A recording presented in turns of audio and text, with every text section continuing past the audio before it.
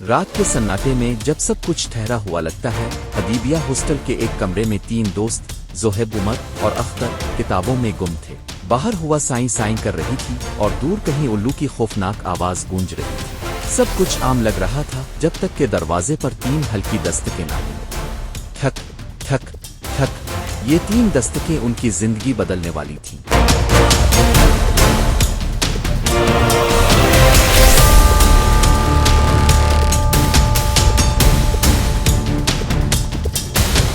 حدیبیہ educational complex Rawalpindi کے پسماندہ علاقے میں ایک پرانا تعلیمی ادارہ تھا جس کا ہاسٹل ایک سنسان جگہ پر واقع تھا۔ زہیب ایک ذہین مگر شرارتی لڑکا جسے رات دیر تک پڑھنے کی عادت تھی۔ وہ ہر چیز کی منطق تلاش کرنے والا شخص تھا مگر اندر سے کافی ڈرپوک تھا۔ عمر ایک سنجیدہ مگر بہادر طبیعت کا مالک جسے پراسرار چیزوں میں بہت دلچسپی تھی۔ وہ ہمیشہ ہمت دکھانے کی کوشش کرتا چاہے اندر سے خوفزدہ ہی کیوں نہ ہو۔ اختر خوش مزاج اور مذاق کرنے والا، ہمیشہ ہنسی مذاق میں لگا رہتا، لیکن جب بات آتی تھی کسی خوفناک چیز کا سامنا کرنے کی تو وہ سب سے پیچھے رہتا۔ ہاسٹل کے وارڈن ایک سخت مزاج مگر رحم دل انسان جو ہمیشہ کہتے کہ رات کے وقت ہاسٹل میں کوئی باہر نہ نکلے ورنہ برا ہوگا۔ سر علی اکیڈمک ہیڈ جو ہاسٹل کے معاملات کو بہت قریب سے دیکھتے تھے مگر ان کے چہرے پر ہمیشہ ایک عجیب سا خوف نظر آتا۔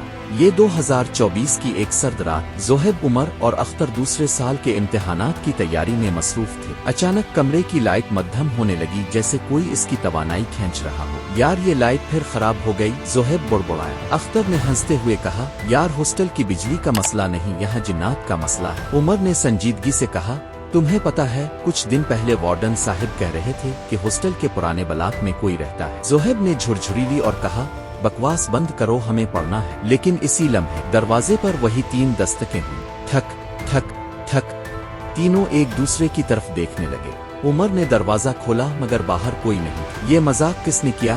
زہیب نے غصے سے کہا، لیکن اختر نے کانپتی آواز میں کہا، یار نیچے دیکھو۔ زمین پر گیلے پاؤں کے نشانات جو کہیں سے شروع نہیں ہو رہے تھے اور ان کا اختتام تینوں کے کمرے کے دروازے کے باہر ہو رہا تھا۔ تینوں لڑکے خوفزدہ ہو چکے۔ وہ فوراً سر علی کے کمرے میں پہنچے اور انہیں سب کچھ بتایا۔ سر علی کا چہرہ فک ہو گیا۔ انہوں نے آہستہ سے کہا، میں تمہیں کچھ بتانا نہیں چاہتا تھا مگر اب وقت آ گیا۔ انہوں نے بتایا کہ چند سال پہلے ہاسٹل کے پرانے بلاک میں ایک طالب علم پراسرار حالات میں مر گیا۔ اس کی لاش 3 دن بعد ملی تھی اور اس کے جسم پر خوفناک زخم تھے۔